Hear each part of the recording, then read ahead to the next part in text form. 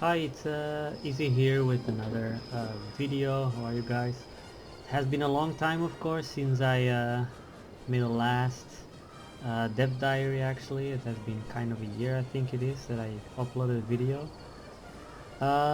Yeah, I have been doing a lot of stuff, of course, and I've been working on a new project.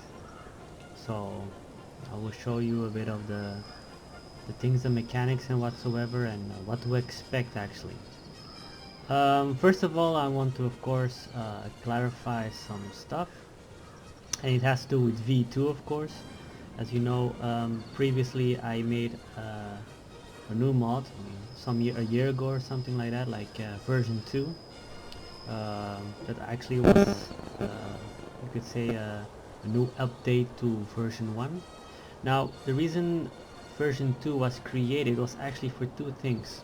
Version 2 was created actually as a test version to see what can I do with the battles, how to balance battles, especially in multiplayer, but of course also in single player, how the battle AI reacts to some stuff, and to test it uh, with some in-game battlefields. Of course, also for the campaign, I created in that V2, you could say, a kind of a new campaign. Well, not really a new campaign, because the vanilla map was the same, except I added new landmass to the west to add Korea. That also was kind of a test version, because I never modded the campaign before, so I had to know how actually those tools were working. Now, in making the campaign, I made a lot of mistakes, of course, that I couldn't uh, go back to, or I really have to start from scratch again. But I already had an idea what I wanted to do with the Total Fall of the Samurai series, because now it's called series. It's not anymore V1, V2, V3, V4. I just call it the Total Fall of the Samurai series. So then okay, we will have a lot of campaigns in that series, you could say. It's kind of like Total War with many new games, or like Rome Total War with Hannibal at the Gates campaign, and the goal campaign of Julius Caesar, something like that. Kind of that is my goal I want to do for Fall of the Samurai. So V2, of course, has been stopped, the development of it, so I'm not going to continue developing of it. There has been a lot of glitches and bugs that I couldn't fix, of course, sadly. As it was a test version, I know a lot of people have asked me for it, but yeah, sadly I'm not going to continue that development, as it was a test version. Now, I did release the campaign pack file on the Total RTS forum, so you can always use it, make your own mod out of it, or use it for yourself, or make a mod with the units and whatsoever. So you do whatever you wish with it, just give me credit for it somewhere on your page or whatsoever. For the rest, you can do whatever you wish with it. Good, so now I'm going to continue with our new mod that I was working since December 2019. I actually started that period. I took a bit of a break since V2, since the last update. That was somewhere in the middle of August, I think it was. So I took a bit of some months of a break, because I really had to thought about what was my goal to do, the goal for the mod and whatsoever. So my end goal of Total Fall of the Samurai is, of course, to make a Victorian era mod. That means a world map mod, of course. But to make directly a world map mod for the game is it takes too much time. It will take years. Plus, I'm working almost solo on this development of the mod. I have a lot of help. Thank God, I got some testers that can test the campaign. I also have some that help me with some 2D art, some 3D art that I could use from other mods and games, and maybe customize them. I had the permission to use some models from some mod and blade mods, but of course I will credit them accordingly. So thank God for all of stuff, because I had to make, of course, stuff out of from scratch. But you could say that 99% of the time I'm working solo on the mod, so I do everything almost. I do the UI art, some of it, do 3D art, a lot of stuff. So at least I started in December of 2019 with the campaign map, so I'm not really that slow, you could say. I mean, we are almost September. Okay, maybe a year maybe, but we are actually kind of close to a release. So that's already a good thing. So I mean, our purpose was to have, as I said before, a Victorian age mod, a world map mod, but the best way was to start with one part of, or one little piece of campaign map, a bit of kind of Fall of the Samurai. So as I was thinking, okay, I'm going to my first goal is to have a big European map, to have a Victorian era time frame in that one. But you know, to have a big European map also, of course, is very big, a lot of factions and whatsoever. So I was like, I'm going to start with one part of Europe, and the most logical part was southwest of Europe. So that means the Iberian Peninsula, southern France, and North Africa, or parts of North Africa, where you have Morocco, Algeria, and Tunisia, and a piece of Tunisia, of course. So that we're going to start from there on, and from there we will then extend the map piece by piece. Now, of course, I had to reflect the time frame, as we want to start with the early Victorian age. That means around the 1830s. I mean, I think Queen Victoria ascended the throne in 1837, I think. So you had to have a storyline that reflects a bit that time frame. So the best way, as it was in Spain, I mean the Iberian Peninsula, you had two major conflicts there. You had the first Carlist Wars, and you had the Portuguese Civil War. The Portuguese Civil War was a bit earlier, but I was like, I'm going to start at 1833. I think it's a very good time frame, close to the ascension of Queen Victoria, 4 years actually. So I'm going to start with the first Carlist Wars together with part of the Portuguese Civil War, and then as we are going to expand the time frames, I mean the tier level units, because every unit represents, I mean every tier level unit represents a time frame. So tier 1 is of course the 1830 to 1840, around that time frame. Tier 2 is 1840 to 1850. Tier 3 then 1850 to 1860, and tier 4 is 1860 to 1870. I didn't destroy it. Approximately like that. So it's actually perfect because you had 3 Carlist Wars. You had the first one, then you had the second one in the 1840s, if I remember correctly, then you had one in the 1870s. So it's perfect to actually experiment with those changes of time, I mean of those tier level armies. So there are a lot of mechanics that I want to show you. So we start with the Iberian Peninsula together with southern France. And the first Carlist War will be actually the main focus of the first release of the mod. Okay, when can we expect a release? Well, it's difficult to say, as you know, we are modders, we do everything for free, of course. So, you know, it takes, you know, we have to take time from our free time. You know, I still have a secular job, so and my excuse me, my testers, you know, some of them go to school still, or to university, or also have a secular job. So you must understand, we do everything in our free time, so time is kind of relative. But you could say that my goal is to have it ready this year.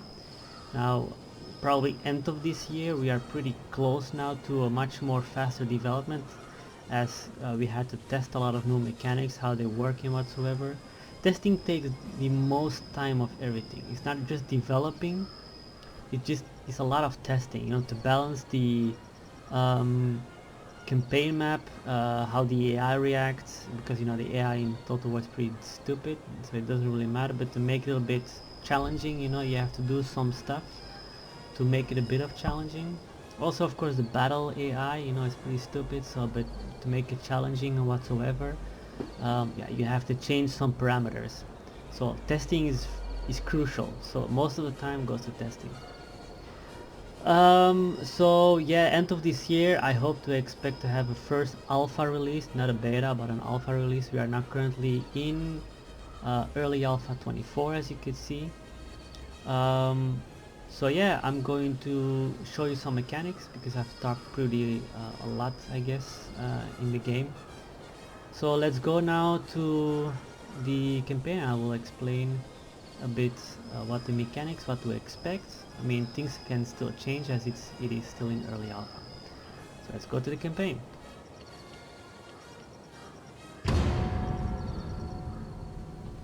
As you can see, there are 6 factions available to play. I mean, don't worry about the face, this one is going to go away, don't worry about it.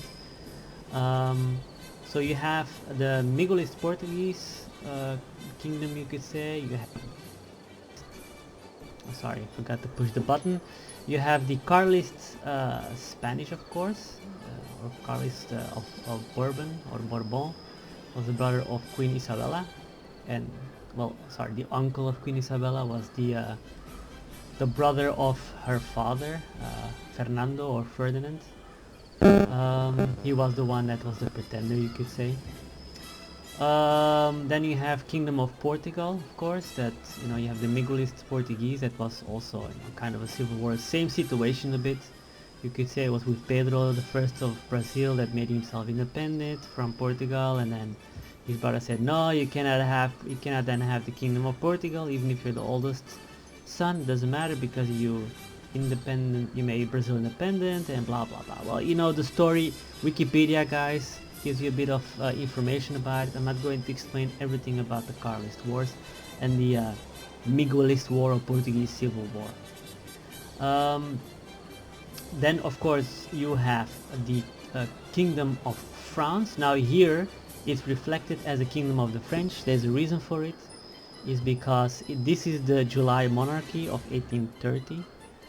Before you had the Bourbon dynasty, or the Bourbon dynasty, or the Les Bourbons, that of course relinquished their power in 1830. Charles X was the last king of the Bourbon dynasty.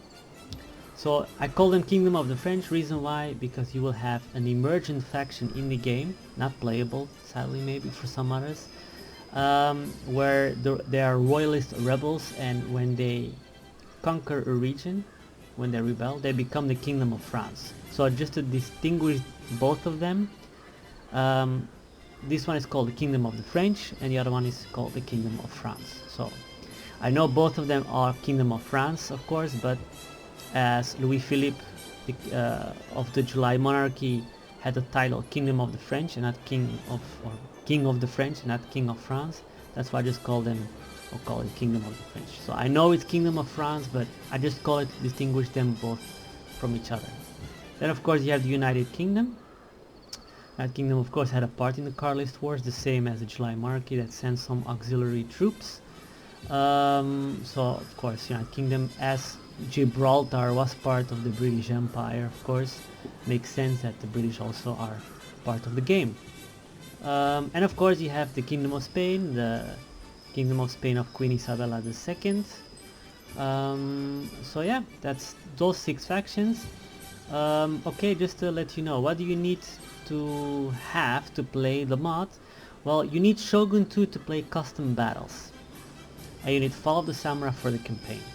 So you do not need for Fall of the Samurai, at least for this first release, you do not need the faction pack DLCs, but probably in the future you will need to have them, because North Africa will be added to have the French invasion of Algeria.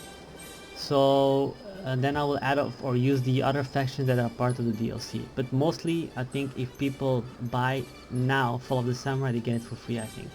So before you had to pay for it. But for Shogun 2, I mean, for custom battles you need Shogun 2. The reason why I took Shogun 2 for custom battles is because Fall of the Samurai sadly has a limitation in how much custom battle factions you can put on the UI. So only the 10 factions that are available can be used in custom battles. You cannot add other ones. It's a limitation of the engine, or it's hard coded sadly, and I couldn't use Fall of the Samurai for that. So that's why I used Shogun 2 for that part of the game. So you need Shogun 2 for custom single play battles and custom multiplayer battles. If you want to play campaign, you need Fall of the Samurai for single play campaign and for a multiplayer campaign. Pretty simple. Only those two. You don't need Rise of the Samurai anymore. I took everything out of that.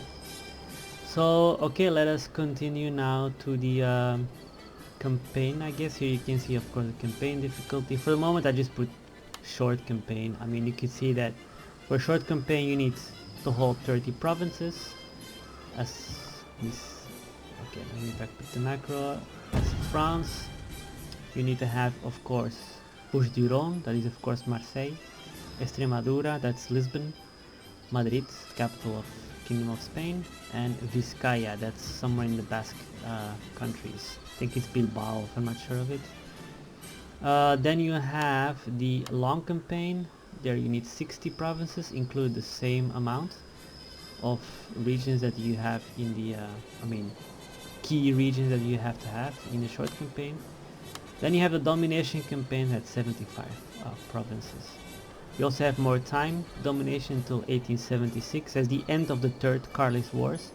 So those three are actually based on the first Carlist War. That's the short campaign is actually the first Carlist War, 1840. The long campaign is actually based on the second Carlist War, or the end of the second Carlist War. Domination is of course beginning from the first and the end of the third Carlist War.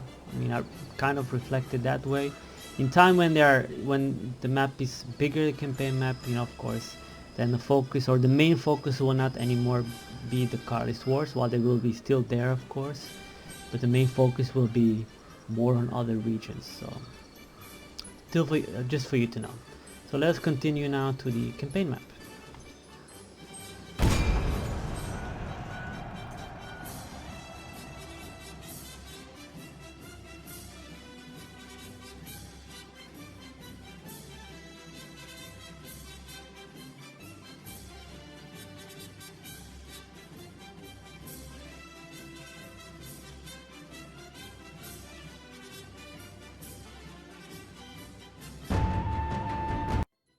The Boshin War is a... So as you can see, yeah, the videos will be changed. I already asked some good friends of mine to change the introduction videos. There will be, of course, have custom videos about, in this case, the first Carlist Wars, but probably in total will be about all the Carlist Wars. So dependable of maybe which campaign you choose.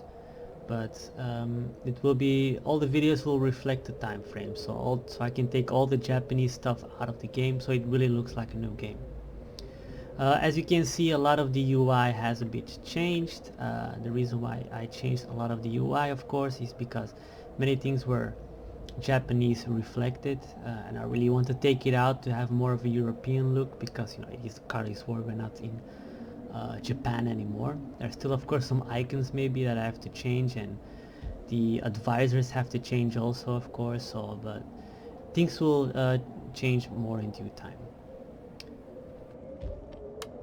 So here you have the minimap, of course. I changed that. So here you have France, you have parts of southern France, you have Spain, and you have Portugal. So as you can see, this map, so Spain with the Balearic Islands, of course, this is all playable. North Africa for the moment is impossible. For the first release you can only play Spain, I mean the Iberian Peninsula and southern France, because I still need to add a lot of stuff to it, and of course this would be more of a second part of the campaign. I will release first with Spain, Portugal and France, of course. It's a really huge map, it's as big as Fall of the Samurai, and actually in the count of provinces they are a bit more than vanilla Fall of the Samurai. So as you can see, those are all the provinces here that you can conquer. North Africa will be added when I add a new, when you are playing the first Carlist War campaign, then I'm going to start working on North Africa to reflect the French invasion of Algeria. That was approximately the same time, except of course it was 1830, but let's say that we're going to have the same starting time, 1833, so it means they already conquered Algiers. There's still some parts they have to conquer, plus they have to fight against a lot of Berber tribes and, well, a lot of stuff. So you have investigated a lot, so it will take a bit of time, but in that case at least you can play this campaign already. So that's the minimap. So then you have an idea how it is.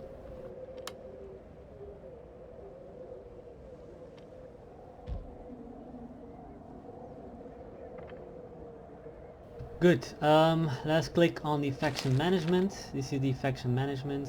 Things have been added. I've worked really hard to add things to the game that were, for example, from Shogun 2. Food is being reintroduced into the game, so it becomes a really important mechanic into the game. Every building will consume food, so you have to see that you have enough farms that produce food for your population. If you do not have enough farms, people will rebel, and rebelling is a huge problem in the early game. We are in the revolutionary years of the 1830s until 1848 actually, where Europe was actually kind of in flames. You could see it with France with the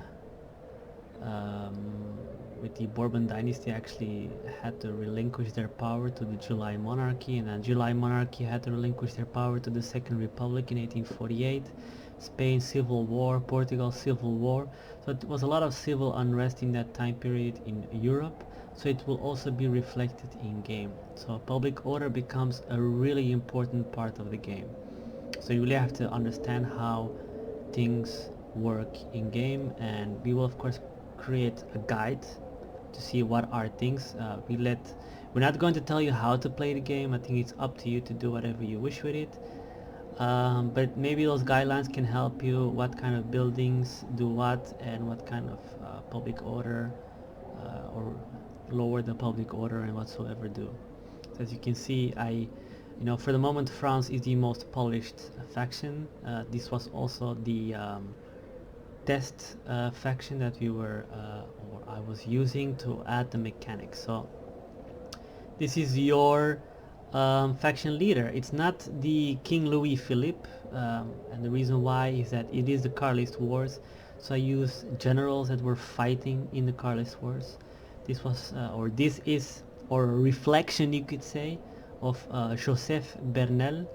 He was the supreme commander of the French Foreign Legion that fought or was sent by Louis Philippe to help Queen Isabella to fight against the Carlists.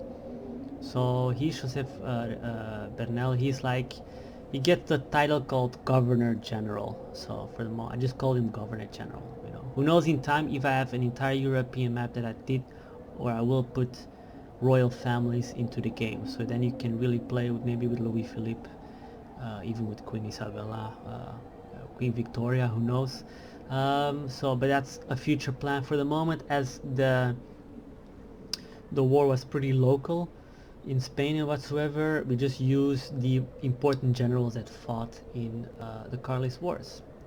So as you can see, you have 70 provinces, of course, because southern France, it is from the French kingdom. I put the domination campaign, okay, doesn't matter. Religion now has been reintroduced in game, no more allegiance.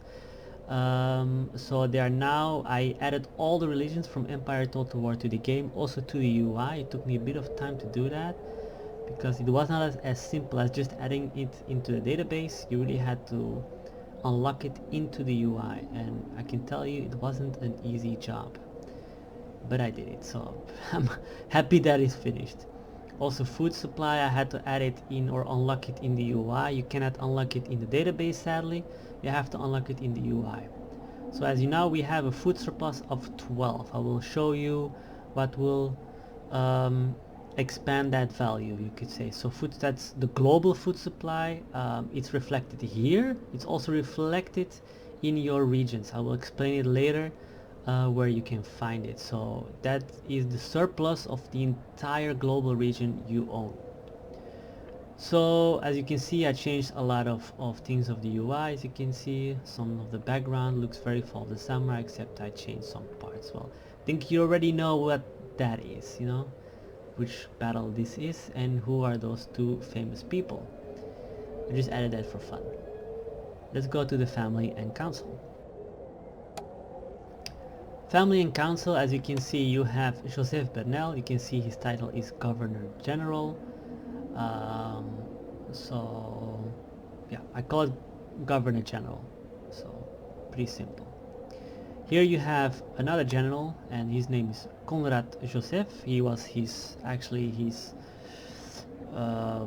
was second in command of the French Foreign Legion for the Carlist Wars. He then became the French Foreign Legion Supreme Commander after they took out Joseph Bernal because there were many issues. I tell you, read Wikipedia or other encyclopedias to talk about the Carlist Wars. Very interesting. So he was second in command when the Carlist Wars started. So he has an army. So as you can see, all have different UI portraits, also different models, and they're really cool mechanics I'm going to show you that really makes the campaign much more awesome. You also can see that the commissions have changed, so now when you get more fame, more prestige, you can, of course, just as in vanilla Fall of the Samurai, you can give commissions to your general. As you can see, the lowest is the Brigadier General. So he, of course, commands a brigade. So he's the lowest commission, you could say. He controls a brigade. I think it makes more sense in this game to have a Brigadier General. You can, of course, give commissions to Major General, Lieutenant General, General, and Field Marshal. So Field Marshal, of course, is kind of the Supreme Commander, is the highest rank you can get in some countries. I'm not sure in all countries, but in most countries they have a Field Marshal that is, of course, the highest military rank. Convert allegiance, do not click on it. I actually created before allegiances before I introduced religion, because I really didn't know if I could add all religions, but now I could do it, so do not click on it. Yes, I know it's constitutionalist and absolutist, but for the moment this one doesn't work. This will probably destroy maybe your game or even crash. So for the moment I would try to put it in gray zone. I'll maybe do something with it, but for the moment, yeah, it's not possible. So okay, let's continue to the game. So we go to diplomacy. As you can see, here we have the minimap again. We have Kingdom of the French, we are Catholic state religion, and there you have the Carlist Spain faction leader. I am not going to pronounce that name, it is too difficult, but it's a Basque name that I know. Thomas, General Thomas. So I'll leave that for the people that speak Basque. So that's for them to speak it. I'm not going to even pronounce it. You know, my English is not even that good. So I speak Spanish, but Basque I can't speak. But he was the you could say the supreme commander of the Carlist forces. So he was a pretty good general, even if I read. I think he passed away in one of the battles. So it was a big loss for the Carlist troops, actually. Of course, state religion is Catholic, and their enemies, of course, is the Kingdom of Spain, because we are in the Carlist Wars.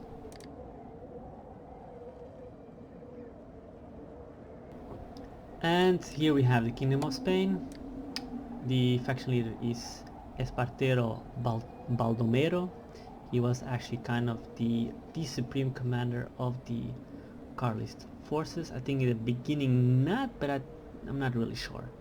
But he was a very important leader of the liberal movement of Spain, and actually beat in the end the Carlists. But you know, you can now change history. A lot of regions, 44. Don't worry about it. I will tell you already one thing. If you play as Spain, it will not be easy, because in the beginning, I mean, depends of campaign difficulty. If you play on normal and easy, of course, then you have, I added a campaign repression buff, because in the beginning we had the test, it was very difficult. I mean, a lot of people told me it was too difficult. So if you play on normal and easy, you get it. It's going to be a bit easier, but if you play on a hard, it's going to be hard. I'm going to tell you. You can say you will lose half of your provinces because of rebellion. So there are a lot of emergent factions in the game, because there are 6 playable factions, but there are many other emergent factions. more than a double, I think triple or something. I think there are 24 factions in total. Almost every province in Spain has their own faction. You know, you have Aragon, Catalonia, Basque County, I mean Andalusia, so many of them, they all have their own emergent faction. France has one, that's the Bourbon dynasty, and just normal French rebels. And as you can see, I also changed almost everything of the UI. Now here underneath is something very special. As you can see, they are trade goods. Before, the vanilla game only had 7 resources. I changed it from 7 to 14 resources. I also had to unlock it in the UI. You can't unlock it in the database, it's impossible. You have to unlock it through the UI, so it took time before I added it in the game, so I'm happy for that. Resources become a very important part of the game. Most earnings come from trade and resources. Also, you need resources to build buildings or whatever. Some mines create resources like gold, silver, stone, then you have lumber that creates timber. So there are some parts that you have in Europe that can create those stuff. Other ones like sugar, tobacco, tea, spices, silk, cotton, coffee, you all have to import it from the international ports or international trade routes. I will show you where you can. It's a bit the same as in Valyna Fall of the Samurai, where you actually can create shipping companies or whatsoever from England and France and United States. It's actually the same system, except now you just have to upgrade your buildings to trade ports, where you can then unlock the trade routes towards a certain area, for example to the Americas, to the Orient, and to Northern Europe. So then you know which resources you can import, and yeah, okay, that's it. But you have 14 resources. If the map becomes bigger, maybe with maybe whole of Europe, maybe I will even add 7 additional ones. It really depends. Resources are very important. You will need stone to build buildings. You need timber also to build level 1 buildings, early level ones. I mean, you need resources for almost everything, so they become important not only money wise, because most of the income goes to trade, not to taxes. I'm going to tell you already, taxes helps a bit, but most of the income will come from trade. So don't lose trade very fast, because you could lose a lot of income, and with that you can't create any navies or troops, and yet you can't pay their wages either. So as you can see, trade becomes very important and new things have been added. So you have coal, tea, spices, copper, silk, iron, cotton, tobacco, timber, sugar, stone, silver, gold, and coffee. So those are the 14 resources you can trade with. Okay, let's go back to another part of the campaign mechanics. Here we have, of course, the technology tree. It's still in alpha. I still have to fix a lot of stuff. It's pretty recognizable. It's the same one as you have seen in V1 and in V2. So they're pretty good. The only things, of course, I have to add a lot of new tech and effects. Excuse me, and a lot of effects to it, because of course a tech tree will help you to sometimes research abilities, or we are in the early Victorian age, so you know that in those 100 years or lesser, technology was advancing so fast that it's a necessity to add new abilities, new weapons, new bullets and whatsoever, and whatever technology armor that will come into the game.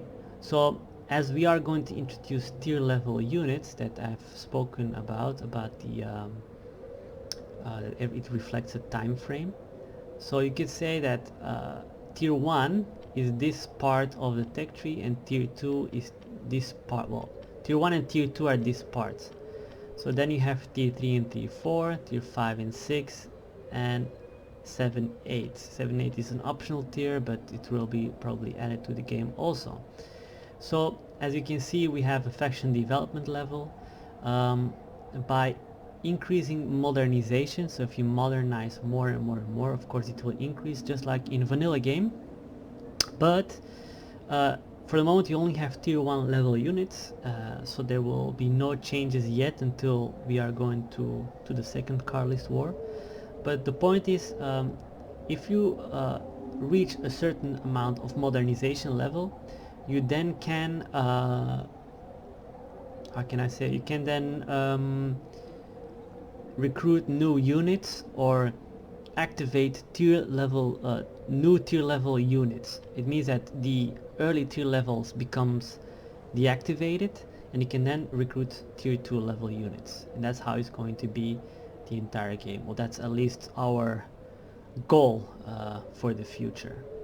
So they have their own text and a lot of stuff will be added, so that's still in alpha. I mean, it's not yet a final version, so then you have kind of an idea how the tech tree works. Let's continue. This is of course the finance. I mean, you already know how that one is, of course, but as you can see, for the moment you have a tax income of 2,300, but you can see that that doesn't look very good, because as you can see, they are rebelling. The taxes are too high. They don't like it so much, the people, so we have to lower it down. But we have an army, so army upkeep will be much more expensive in the game, at least, so you have to see which one you're going to. Of course, elite units of course cost a lot of money, so you know, having troops of course will cost a lot of money, so you have to choose your troops wisely. Now there is a unit cap. I will explain it later when we are in the game itself, and to show you a bit how the unit caps work in game. We have a dynamic unit cap, a bit the same as Master of Strategy mod, except a little bit less tedious. It's more simple. As there is no population system, sadly, I wish I could add it. I've tried to add a population system, but I'm not a scripter, so that's the only thing I really can do. And yeah, I couldn't add population, otherwise we just could create a unit cap based on recruiting from the population. But yeah, okay, we do a bit kind of the same thing, but not without a population system, sadly. So now let's go to the trade. As you can see, we can trade. I couldn't add all resources to the UI here. Yeah, I don't know why, but yeah, it's kind of hard coded, but it doesn't matter. All the resources will be added when you're having trade.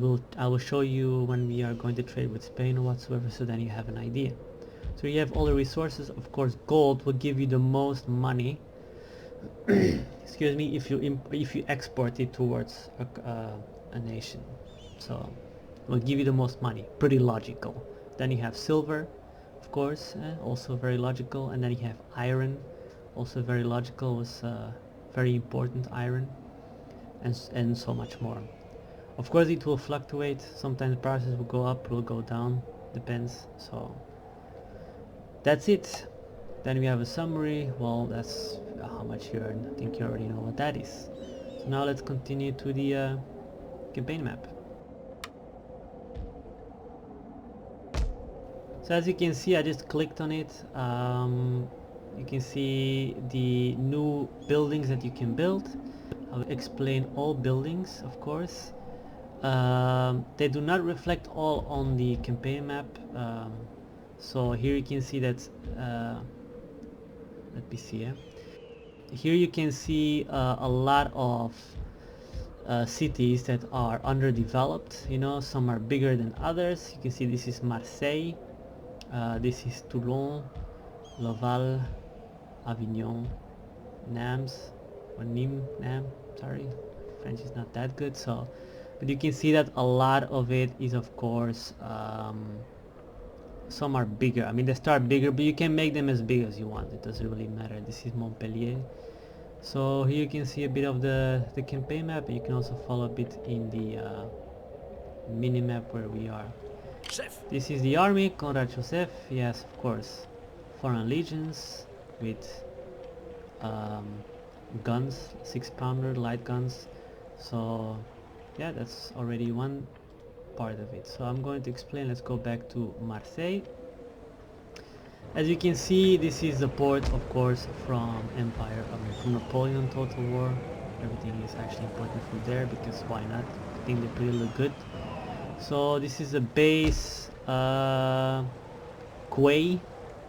So it's like the level 1. You can also see all buildings have like level, tier levels, whatever, level 1.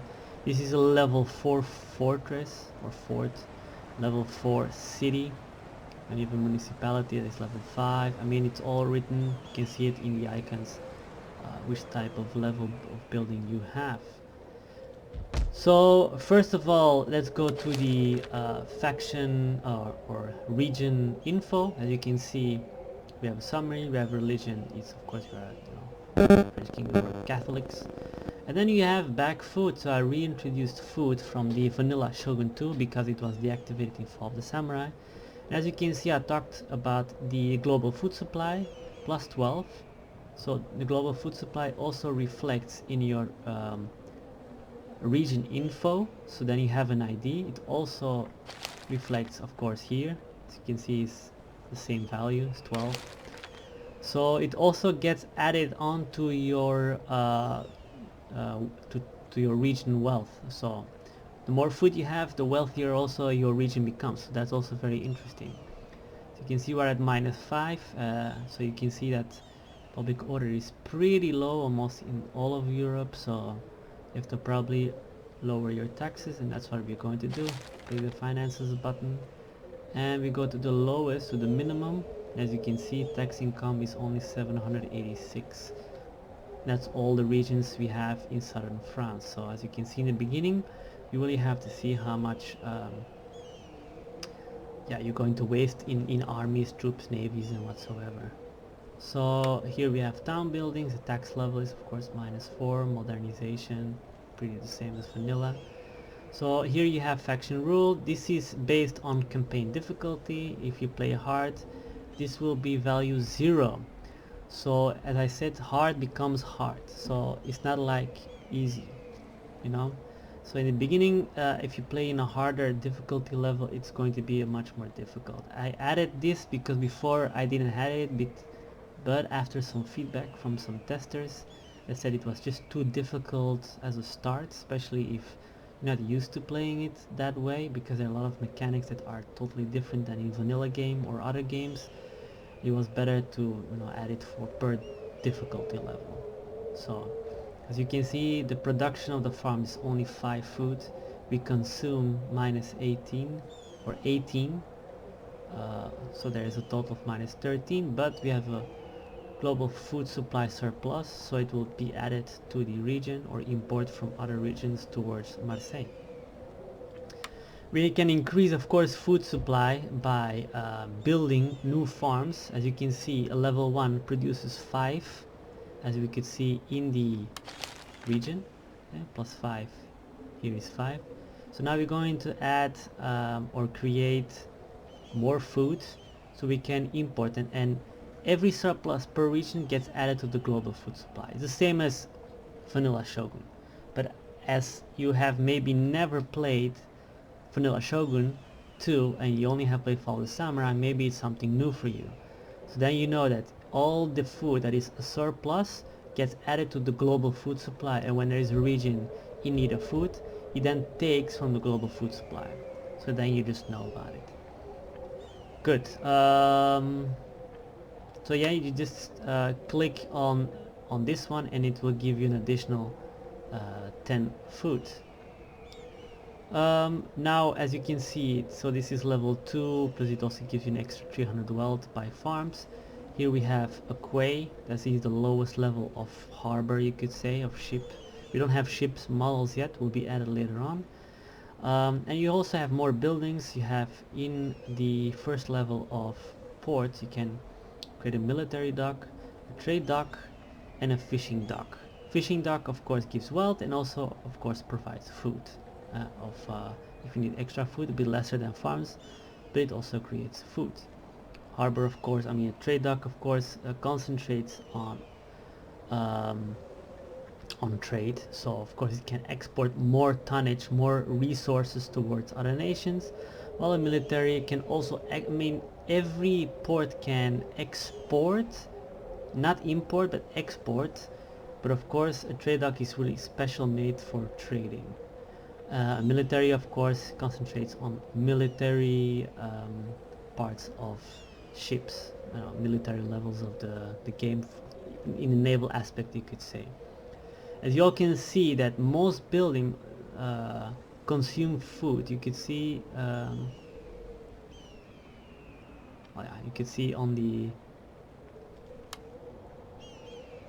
consume food. If you go to the information, it all consumes food. So a city consumes food, so the higher the level of a city, the more it consumes food. The same for forts. So every building consumes food, so food will be essential of your empire. If, as I said, if we do not have food, and maybe I will test it out later on,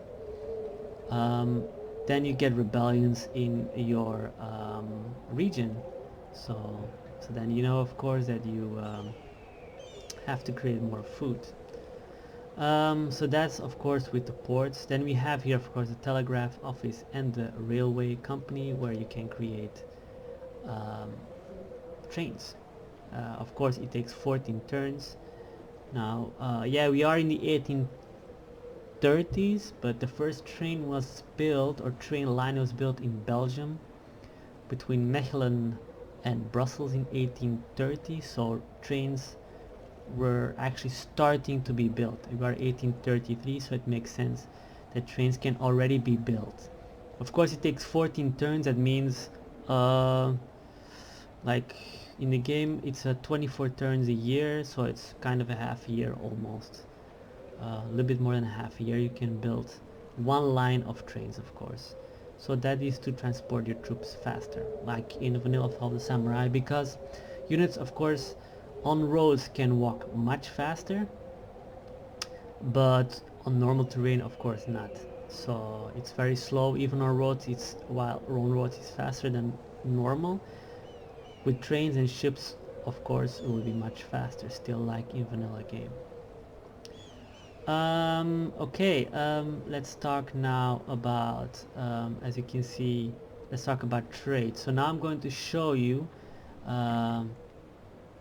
in the trade one. So as you can see, the financial button, or the financial info, it tells you how much you get from taxes. That's all of your regions. It's not much.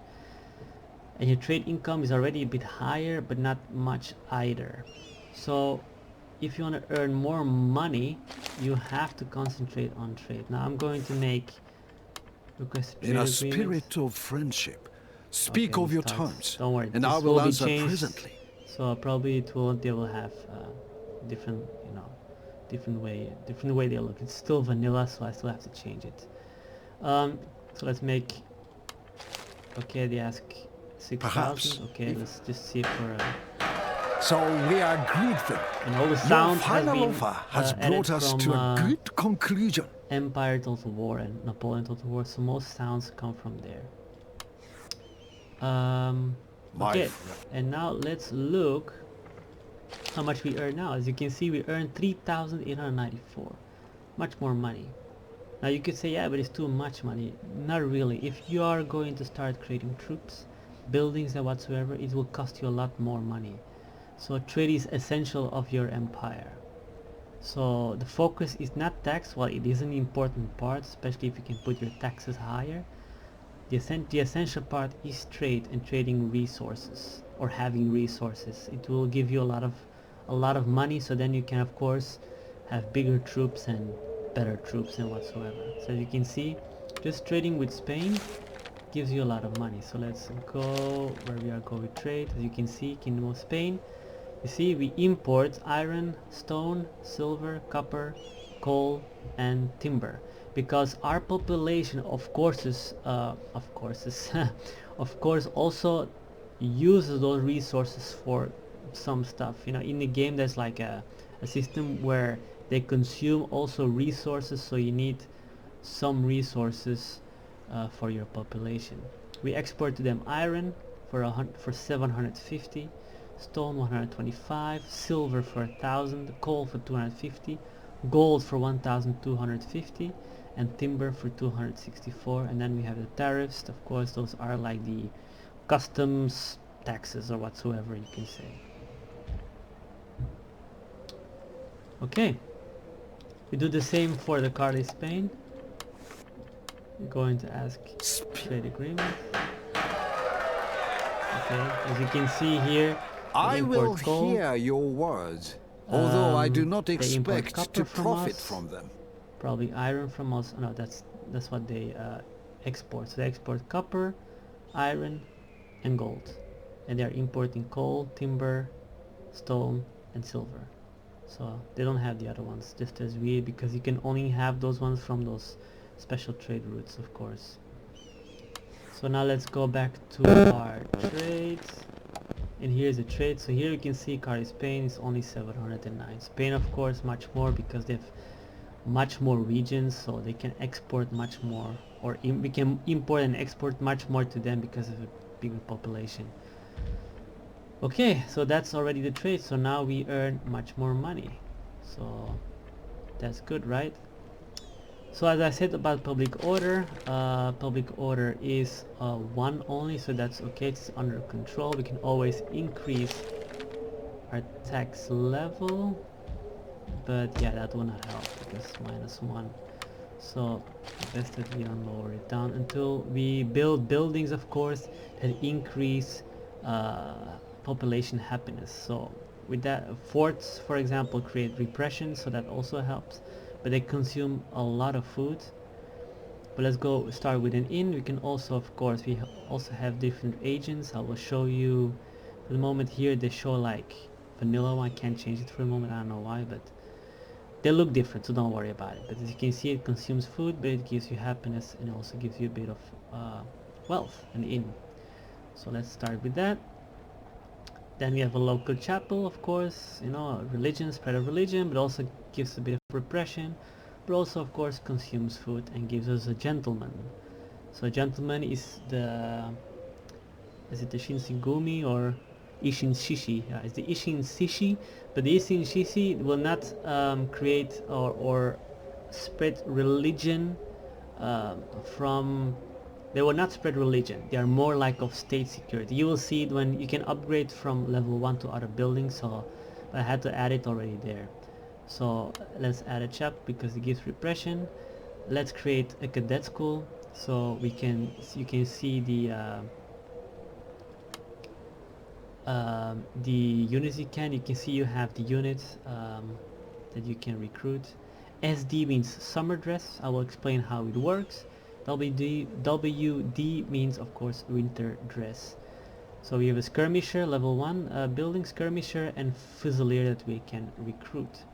Militia are defending garrison units, so of course when they siege your your region, then militia will get spawned to defend your region. So as you can see, it consumes food. You get the recruitment capacity, of course, because it takes a bit of time to recruit them, but of course -1 to happiness from modernization, and you also get modernization, of course, for that.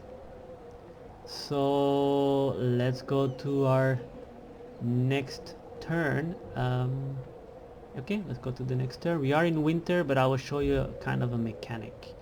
It doesn't work yet. It has to start from spring when the first event will come, and then I will explain about the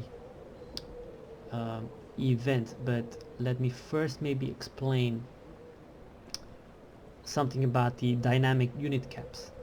So as you can see, in the game we have dynamic unit caps. So that means that per region you can recruit extra units to the game. So here you can see reduces administration costs, that's, you get more money for that. Unlocks an additional construction slots, I think you already know what that means, so you can create more buildings. +1 bonus percentages to the tax rate in this province. Consumes food is 12, it's a lot. +3 to modernization. It will also of course a -3 happiness from modernization, because people are still a bit traditional sometimes. But as you can see, those effects are all caps. So you get, if your city becomes bigger, you can recruit more units. Now everything is not just one, like in that region or whatsoever, it's globally, so it means it's everywhere. Plus it's accumulative, so if you build +1 and another region, it all gets added to your total unit caps. In theory you can have more than a full stack per region if you have a fully upgraded city.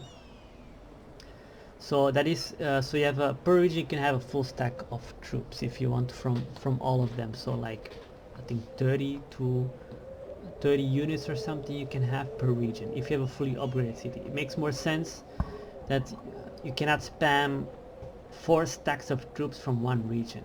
I mean, it doesn't make any sense. Even if you have a lot of money, I mean, your population, you still have an amount of population where you can recruit troops from. Makes sense that you have dynamic unit cap. So you have an extra elite cavalry units, light cavalry, medium cavalry, elite infantry, foot light infantry, and foot medium infantry, of course. And for cannons we have the fortresses. If we increase the fortress level, we can increase the numbers of heavy field guns, light field guns, medium field guns, and light siege guns. I mean, there also are siege guns. They are much better for sieging, but that the movement points are a bit slower. So then you have dynamic unit caps. Okay, let's continue now to the next round.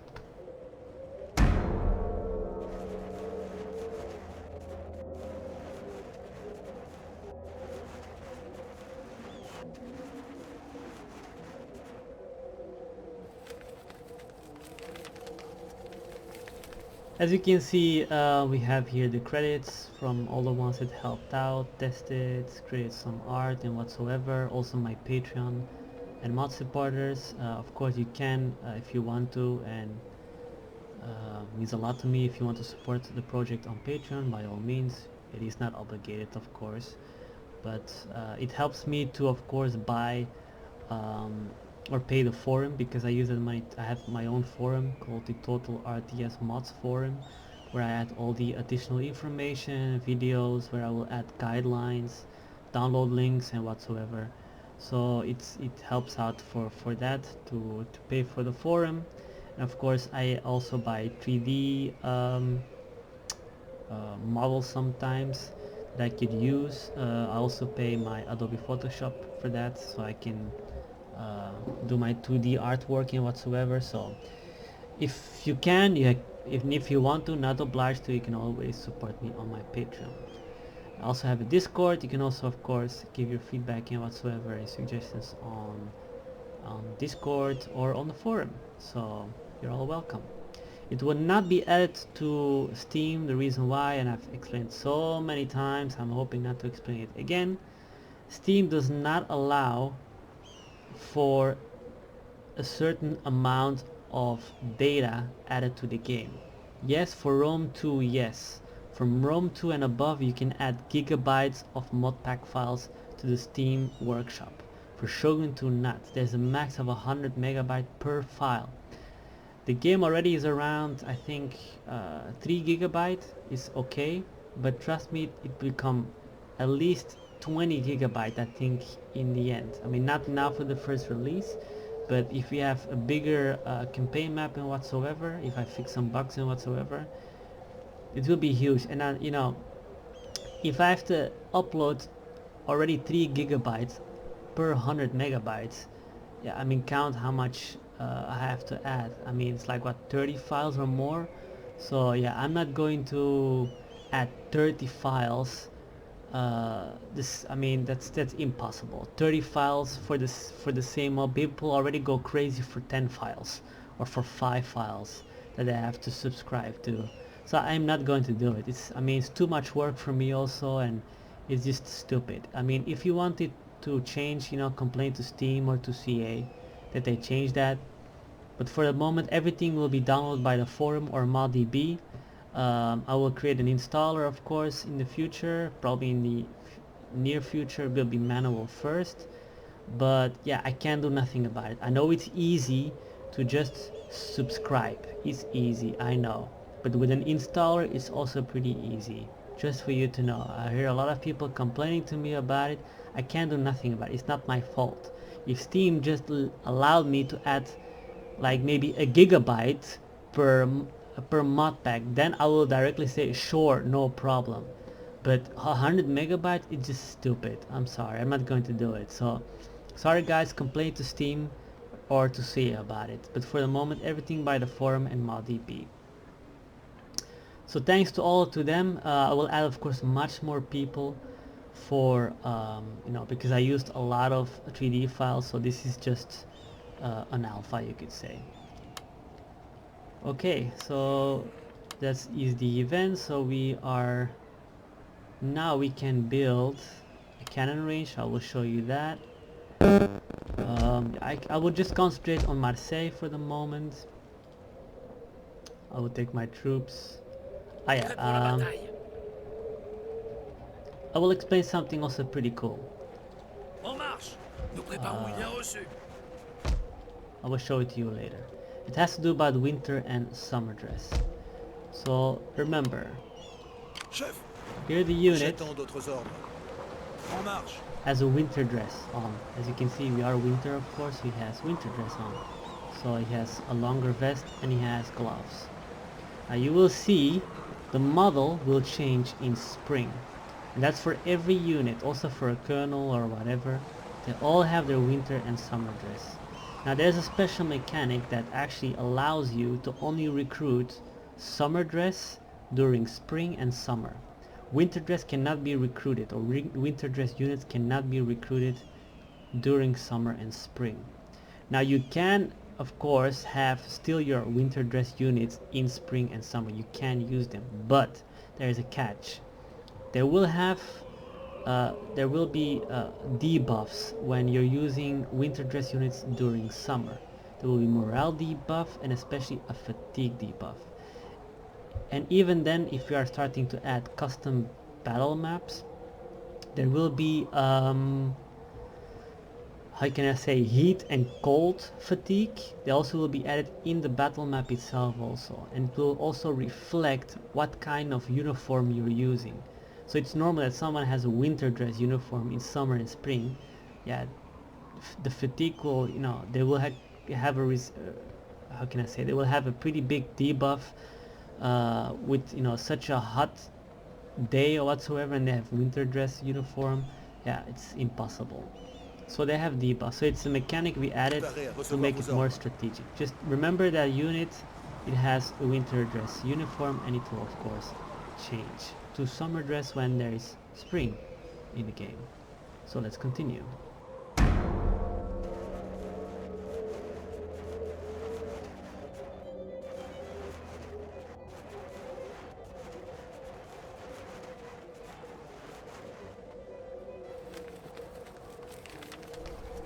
As you can see, we also, or I also added the storyline, the first Carlist War. Here you can read a bit the story of how the Carlist War started. They will spawn, or there will be an event always added to the game, so you can read a bit. What's the story? What's the fuss all about between those two guys here? So, so then you know, it's about those two people actually. Well, actually about him and his daughter. This is King Ferdinand, or Rey Fernando, and this is Carlos from the House of Bourbon. So then you already know, of course, that they will fight for the throne. Well, he against his niece, actually more. He will pass away when the Civil War actually starts.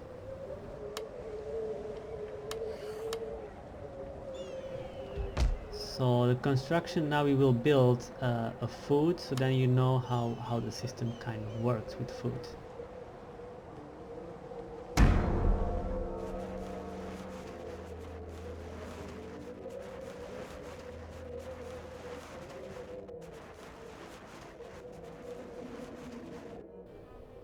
Don't worry about the invisible units. Those are I had to take out the vanilla captain or colonel out of the game, but the problem is that the data pack replaces every time, even if I replace the model. So I made them invisible, so then when I replace it with other units, they will go away. So for the moment, don't worry about it. That will be fixed before the official release, so don't worry about it. So now we are back. United Kingdom declared war on Kingdom of Spain. There are the buildings. We also are going to directly upgrade to a trade dock. Here you can see to hire a male agent. Now here you can see that you can still recruit summer and winter dress, and I just said before, but in winter you can only recruit winter dress uniforms, and those ones cannot be recruited. Yes, that is correct, but as the event didn't pop up yet, so the event will, when spring will pop up the first time, after that turn, then the system will be implemented. It is a game bug. I can't fix it. I already tried it, but sadly I can't. So I have to wait until the first event of spring, and then it starts implementing. So you can still recruit without any debuffs until, of course, they will get debuffs when it's winter and spring, you know. So just for you to know. So let us recruit a male agent. A male agent is, of course, a state security agent, you could say. He's a gentleman, same as the Ishin Sishi, if I didn't pronounce it badly. So they are kind of the state security agent of the states. So let's hire it. As you can see, what do you wish of here he is.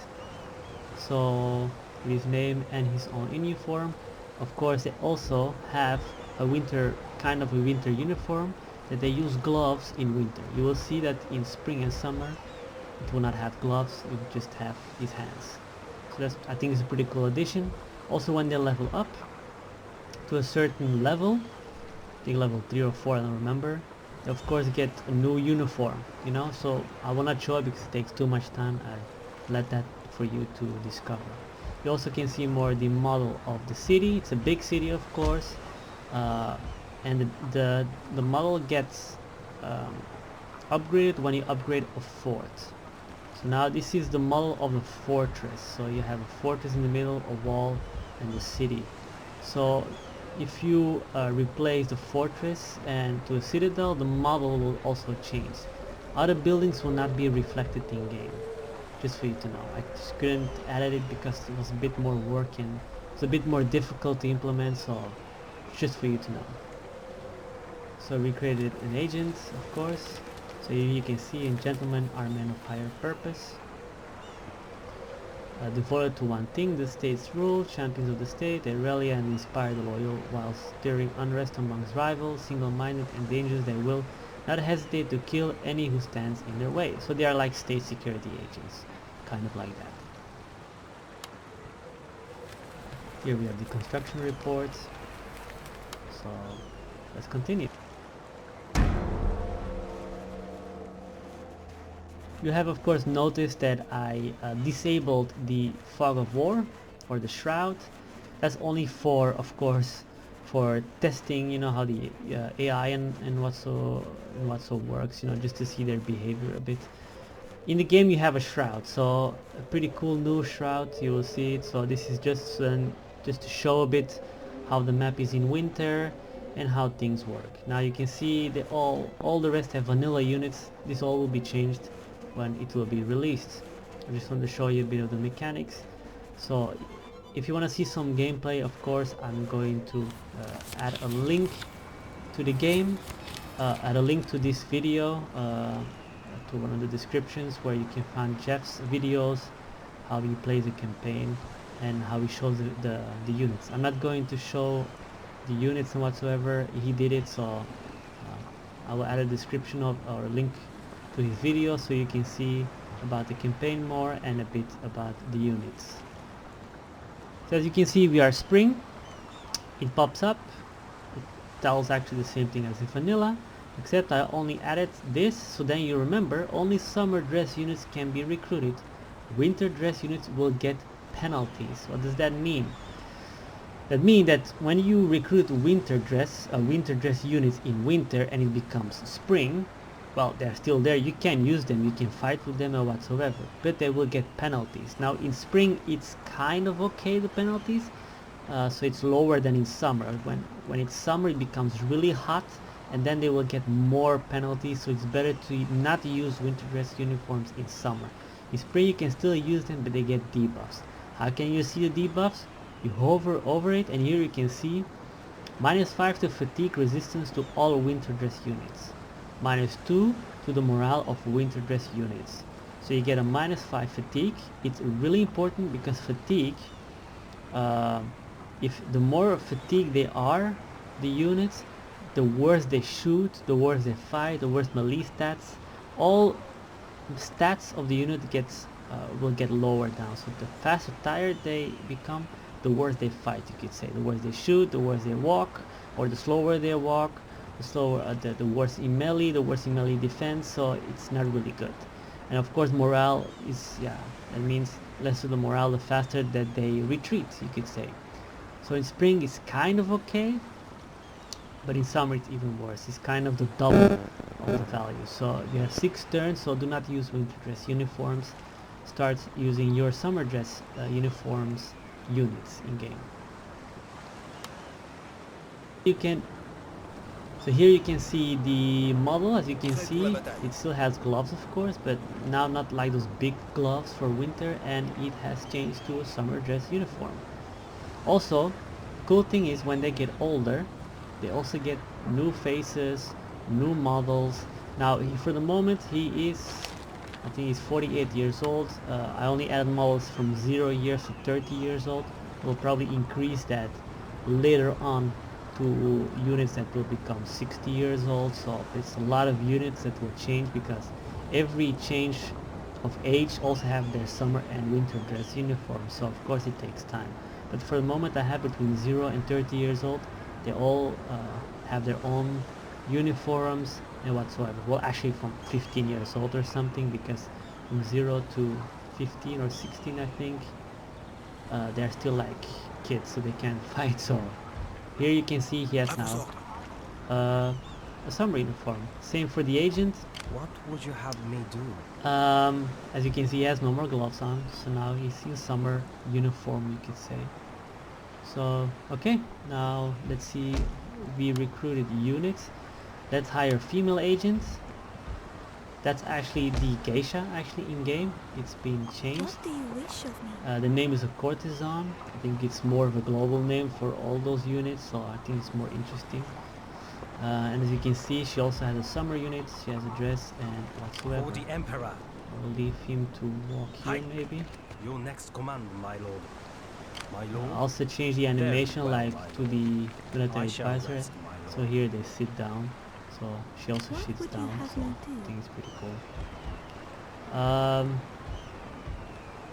So yeah, that's courtesan. They also have of course their own character traits. They're all different. Same as what is your bidding? The agent here, he also has his own character traits. So just as a vanilla game, except change the art. So we're going to recruit some, as you can see, we can still recruit winter and summer dress because the event has popped up, but now the next turn the mechanic will be introduced. So from now on we will get a mechanic. It's not really my fault, it's a game bug. I can't change it. I've tried already before. It's only after the event pops up, so the turn after the event pops up. But you already can see that they get a morale debuff. If you look at morale, you see there's a value 6 with a red bar. It means it's lower. It's -2 I think, because if you go here to the left to the same unit but in summer dress, you see morale value 8. So you already see that the debuffs have been implemented already. Same for the cannons, by the way. Here you see it has a 5 morale. Here it has a 3 morale winter dress. Let's continue then.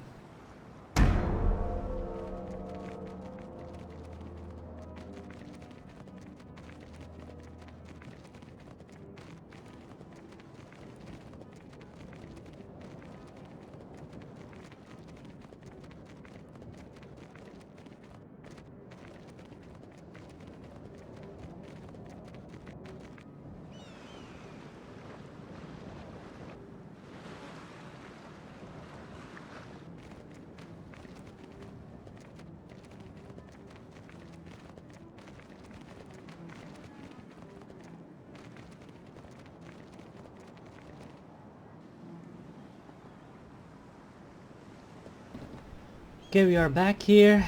We have the courtesan. As you can see, the animation changed to the geisha style. So I can let her walk here. So all of the factions will have their unique uniforms. So I think it's pretty cool. Makes the game a bit more unique. So that's, I mean, every faction more unique. So then it's also easy for replayability. So as you can see now, I told you that after the turn it will be implemented. We cannot recruit any more winter dress units. So as you can see, we can only recruit summer dress units. So let's create this one, so then I can show you a bit. À votre service. Okay. So of course there are more units. Now I cannot, as I said, they have a dynamic unit cap. So maybe I can show it to you. For the moment I would just show you the units, but we have a field gun, and then you will see they have summer dress units. So we just continue to the next turn.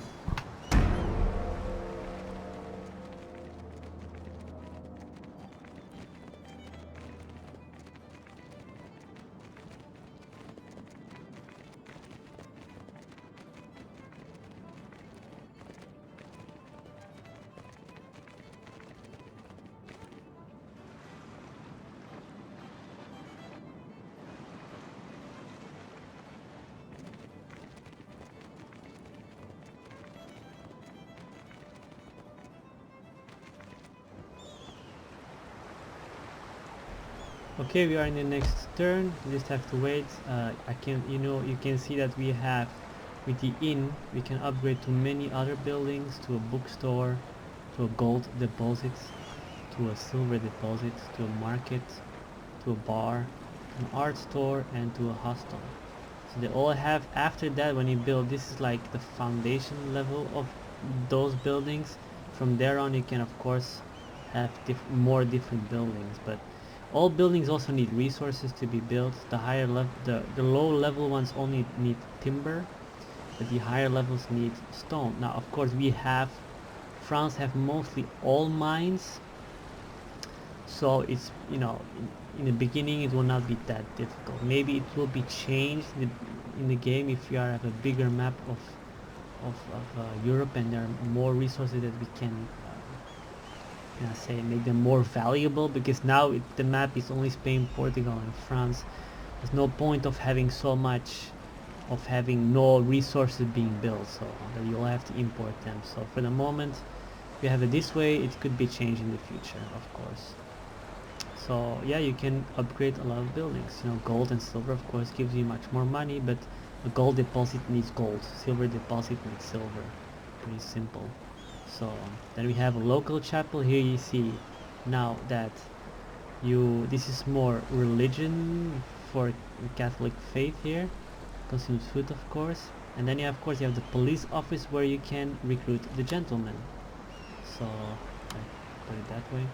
Here you can recruit the gentleman. The gentleman of course is the state security agent, you could say. I just call it gentleman. I think, you know, give it a bit of a Empire Total War and Napoleon Total War thingy, you could say. So yeah, they also have a unit cap, of course. You can only max with 5. Maybe with some tech you can add a bit of more, but mostly that will be it. And of course with the field artillery, with the cannon range, there also are 2 levels, separate levels. There's the field artillery range and the siege artillery range.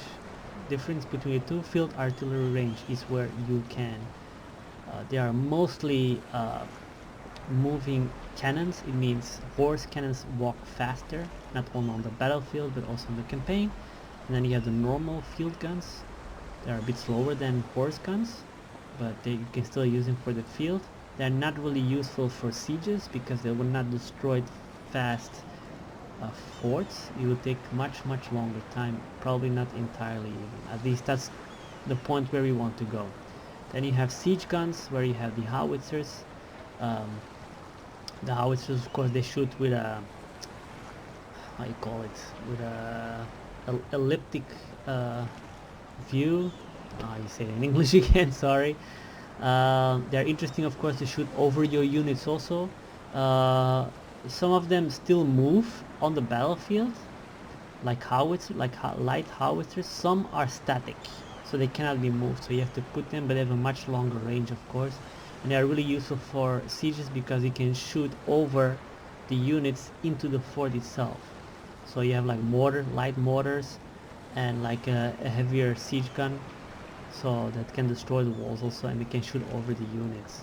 But they can also be useful in field battles, of course. They destroy much, the damage level is higher, but they are static, so that's the only problem, of course. Now the AI is pretty stupid, because for moving cannons, because of the friendly fire bug, they will never use guns to fire on their own units. If there is a danger to fire on their own units, so what do? They just start charging with those cannons. So I'm thinking maybe to make for the AI only static guns, so that they are more a bit useful, because moving guns for the AI, they can't handle it with the friendly fire bug, sadly. With the cadet school we also have cavalry and infantry barracks, so of course you can specialize in adding cavalry or infantry, so then you also have that idea. As you can see, recruitment takes some time, of course, so let us continue now.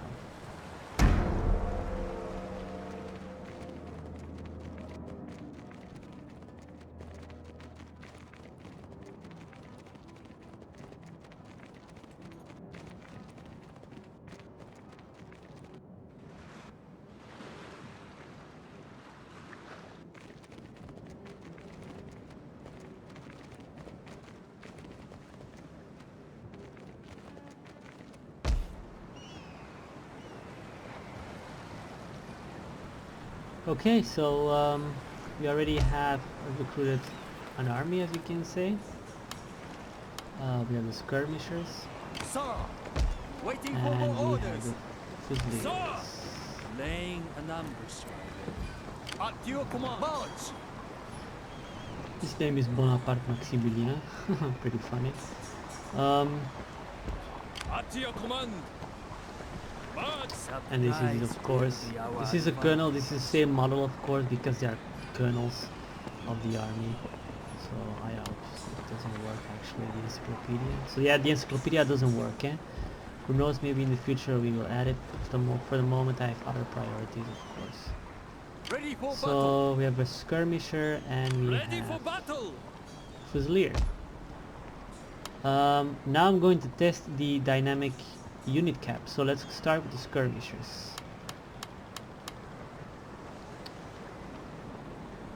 So let's go to the next turn. As you can see, 1, 2, 3, 4, 5. So 6 skirmishers. So if you click on it, it says you have already recruited a maximum number of these units. So for the moment, if we want to have more units, we probably need to increase our dynamic unit cap. You can do it via here or via here, or you don't really have to do it via this region, but you can also do it via this region to add, as you can see here, the number of footlight infantry. The same for the fusiliers, or here, well here not yet, but in the level 1 not yet, but in the level 2 you can start adding additional dynamic unit cap. So if you build this one, you can have a +1 unit from that category. I mean, you can see it from almost all of them. So it's the city itself. For forts it's artillery, and for the cities or town levels it's for the units themselves. So land units. Probably for ports, or maybe it will be for fleets. So it will be the same thing. So yeah, for the moment let us continue.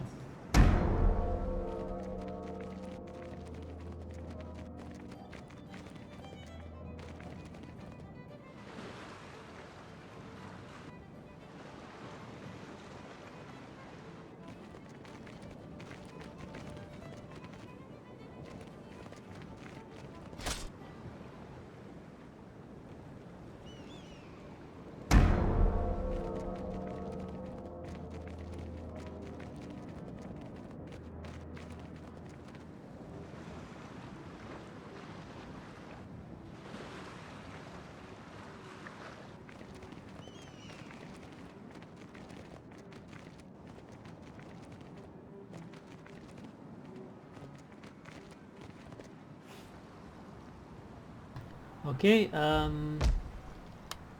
so here we have already 1, 2, 3, and with this one we have 4 skirmishers.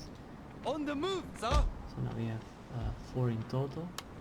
So as you can see, we cannot recruit any more skirmishers of the summer dress type, of course. Winter dress is also the same amount, and if we increase it, of course, it also reflects on the winter dress one. So we can only recruit for the moment 6 of them. But if we increase, as I said, if we increase one of the cities, doesn't matter where, then it will be added to the total amount. So the same for winter dress. For the winter dress, then if it's autumn, then we can start recruiting winter dress units, not anymore summer dress. It will switch every time. So then you know. Okay, now let's continue.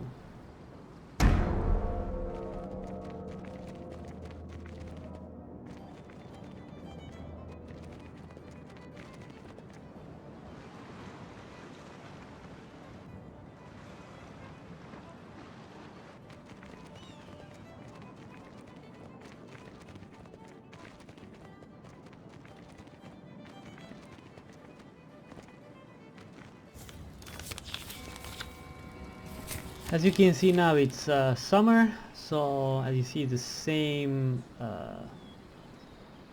description for the spring one. Only summer dress can be recruited. Winter dress units will get penalties if they are there, of course, on the map.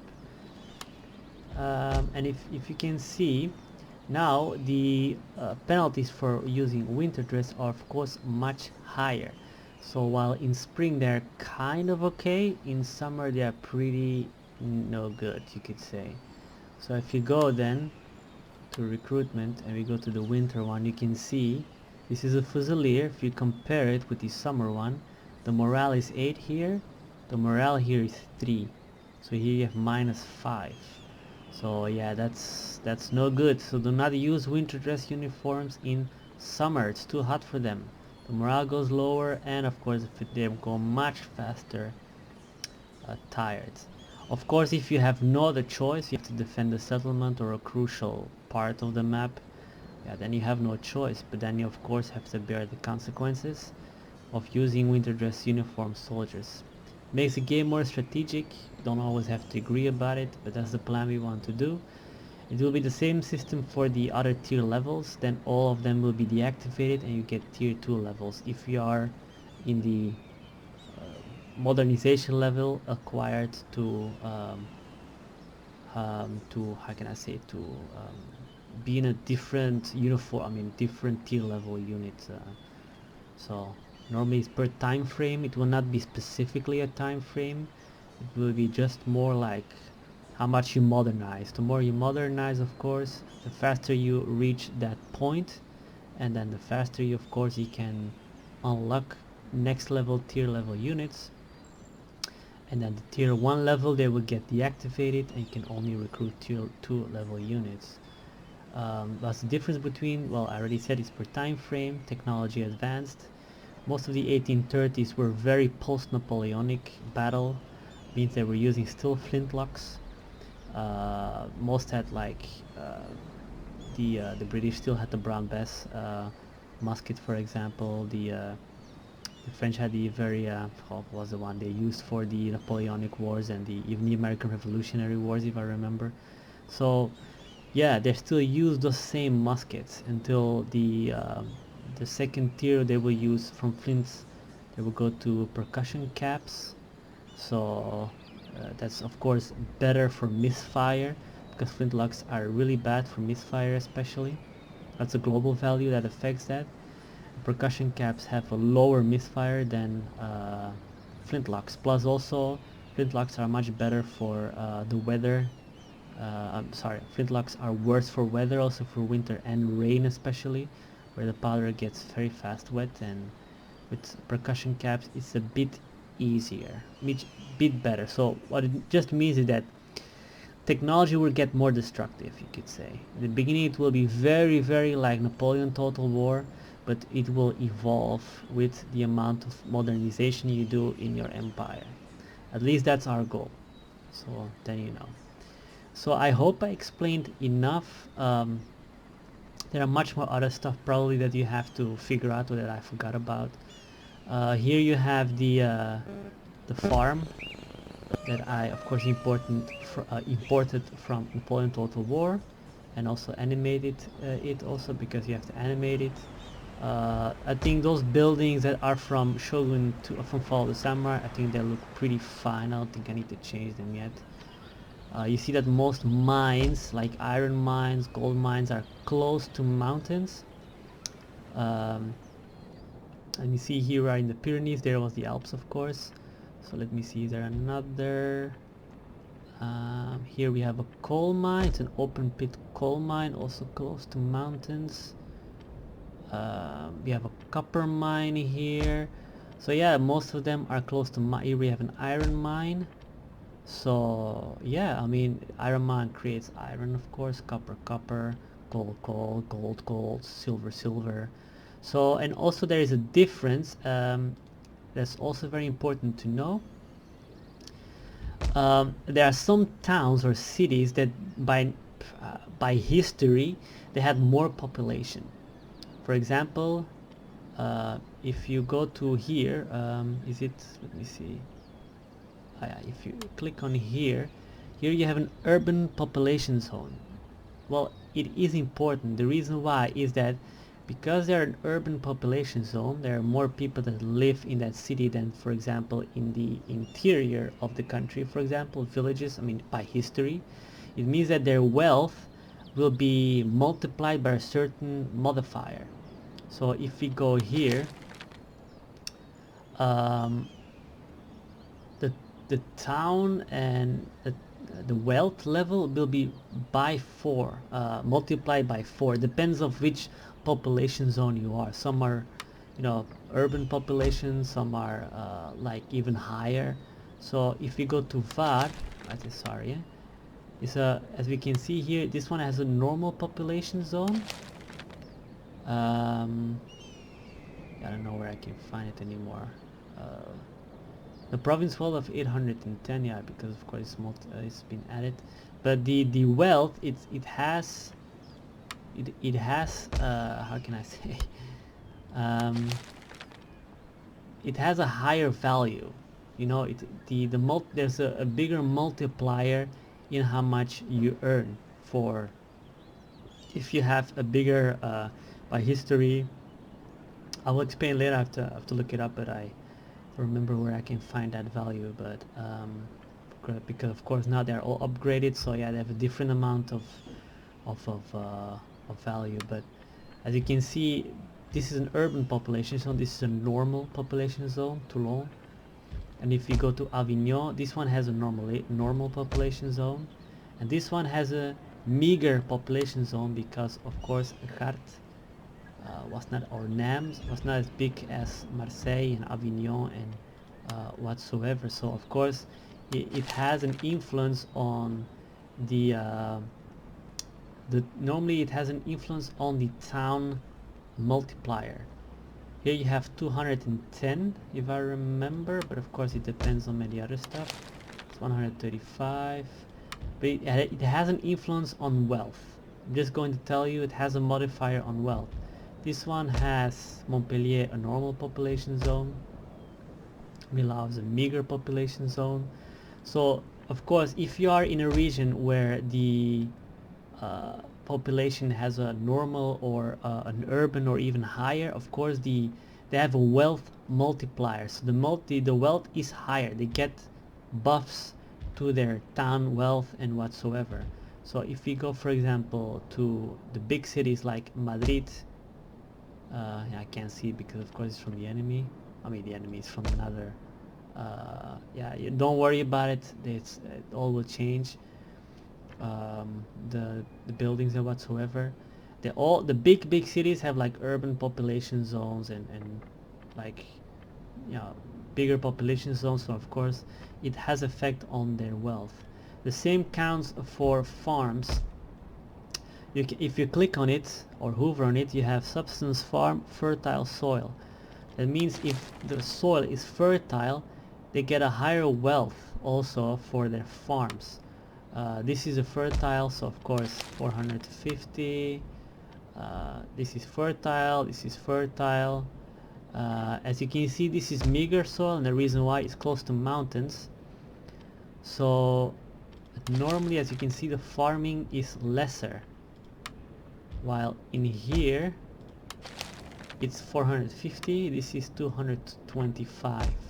So you get a lower modifier. I think on meager soil it's 0, I'm not really sure. But of course, if you have a fertile soil, it has an influence on the amount of wealth you can get out of your farm. Here you can see it's a meager soil, so yeah, it's normally 225. So this is a fertile soil. It has a base value of 450 because it has a modifier when you have a fertile soil. So yeah, if you have a farm in desert and whatsoever, yeah, this will be meager soil, or barren soil even. Because meager means meager, you still have a level underneath called this is meager, barren, but let me see where I can find one in the desert like or dry. Is it? No, that's an iron mine. See, iron mines close to mountains. I did it on purposely. Meager soil. I need one that is a barren soil, that is right in the desert. Because even Spain have desert. They have dry. That's lead ore mine. Meager soil. For the moment, I do not find one that is right into the desert.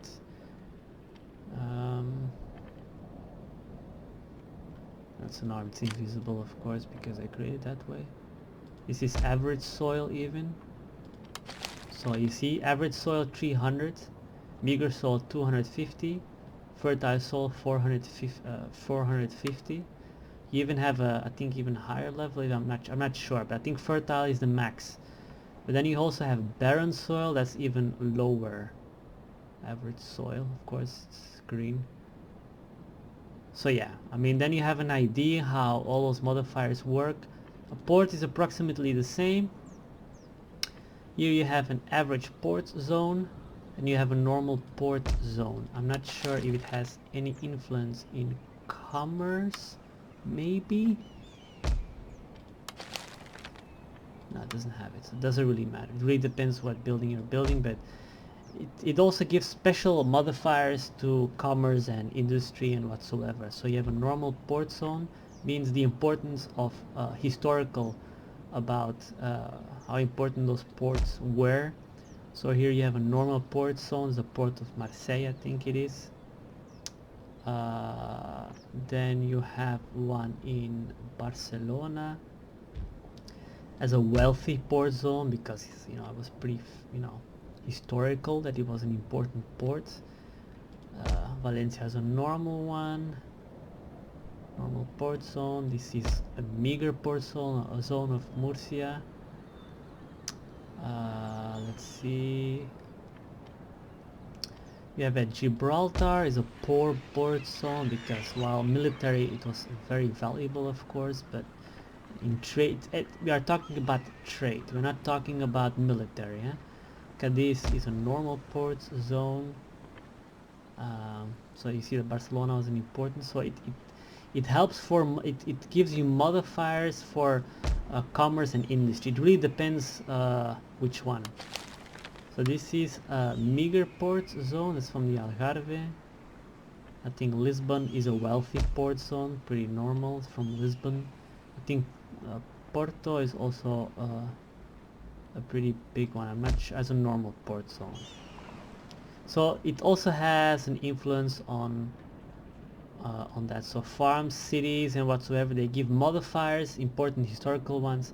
They give modifiers to wealth in commerce, in industry, or in farming. So then you have an idea. Okay, I think that was it that I'm going to explain. I hope you have learned some stuff. I probably didn't explain everything, because things could change in the end. depends of testing, how things work out, how balanced the game can be. And yeah, I hope you enjoyed the video, and you can always subscribe and like to the channel if you want. I will add hopefully more videos about it. If I'm only going to add videos if it's a necessity. I don't like to talk so much on videos, but if there are a lot of big changes, I normally send some links to some YouTubers, but you know, sometimes they do not have enough time, so then I do it myself. But if you want to support, of course, you can always support me on Patreon. You can also, of course, support on Discord, seek suggestions, feedback, whatsoever. As I said, early alphas are not giving to the public, are only giving to testers and to the mod team. Some alphas are given to YouTubers to do a review preview for it, you know, so you have to be a little bit patient. It will come this year, hopefully, at least the first Carlist Wars and whatsoever. But it will come. I'm working now on the British, and then after that is the Spanish Carlist and the Spanish Kingdom and the Portuguese. And then I'm actually almost there. And then I'm close to release. So we also are going to add custom battlefields, custom field maps, battlefield maps, yeah. Also sieges, probably in the beginning placeholders. We will increase it piece by piece. And then of course navies will also come in due time. They will be very Napoleonic, maybe a different paint job. They were mostly black and white in those times, so it's possibly that we're going to change it. I mean that everyone has like the same classes that they could recruit. Maybe some have, like the British, of course, they will have cheaper naval units. Maybe it really depends, to focus a lot on the navy. So thanks a lot for watching, and I hope you like it, guys. Support me on Patreon. You can always share and like this video, and you can also join my Discord if you have any questions or suggestions. I try to answer as fast as possible, not always of course, but yeah, let me know if you like it. Thanks for everything, and see you then, guys. Bye bye.